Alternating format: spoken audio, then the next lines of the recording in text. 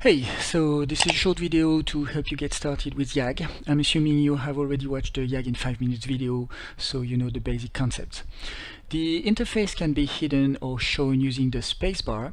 The default panel is the Help panel. It contains a virtual keyboard that we can click. We've got a search gadget here. We've got an external link to the tutorial playlist, and we have tooltips all over the place.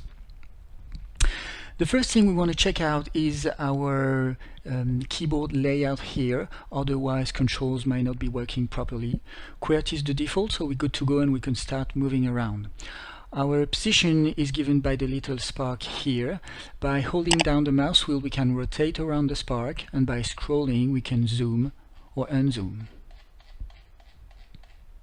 Whenever we're lost, we can always double-click the mouse wheel to get back to the default position. We can then move the spark using the standard WASD QE keys. I'll be very quick on the dungeons as the presentation video explained it all, so I'm just going to create a village by selecting the theme here and clicking the Apply button. We're now going to create some pawns. So I'll hide the journal, we are not going to need it soon, and summon a tray. Trays can be rotated using the mouse wheel, so we're now going to click a pawn to select it. Once this is done, I press the Ctrl+C button, and it will create a ghost that will follow my mouse cursor. I can then Ctrl+V at will to create as many pawns as I want. Pawns can be selected either one by clicking them, or through multiple selection using the selection circle here.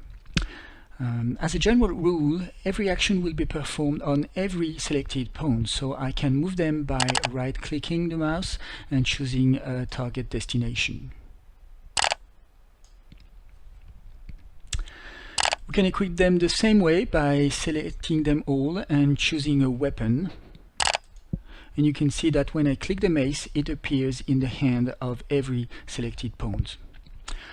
Operations on pawns are done by pressing a key and moving the mouse. We can rotate them by holding the R key here. And as soon as I do this, they will start watching the mouse cursor. Altitude works the same way. I'm now holding the T key, and by moving the mouse up and down, they will follow.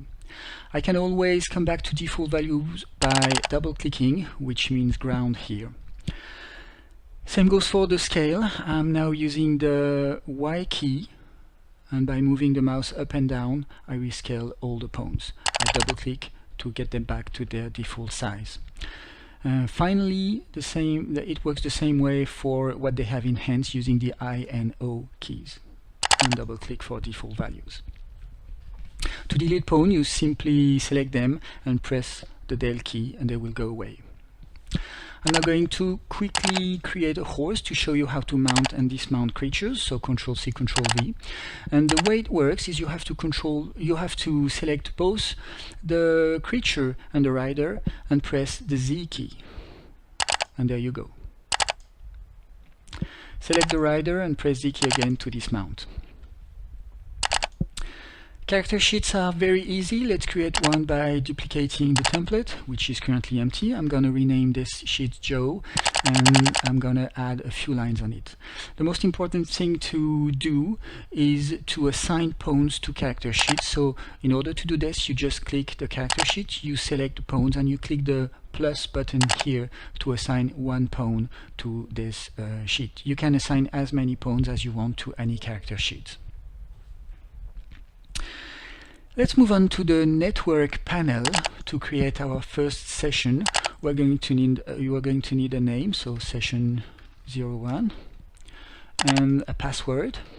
And we can now click the start button to get in session. We are now connected, but we're still alone in our session. So I'm now going to need the help of my very good friend Test Client here. And there are two ways for him to join the session. First, I can filter his name through the UI here and send him an invitation through the invite button. Once he accepts the invitation, he will join the session. And as you can see, he appeared in the list of connected people. So we are now playing the same game, and if I move the pawns on the client, they will be moved on every connected computer. We can now leave the session by clicking the disconnect button. The second way to enter a session is to filter the session name here with this button. Currently YAG has not been released yet, so there is only one existing session, the one I just created. So I'm going to enter the password in this field and click the arrow to join the session again.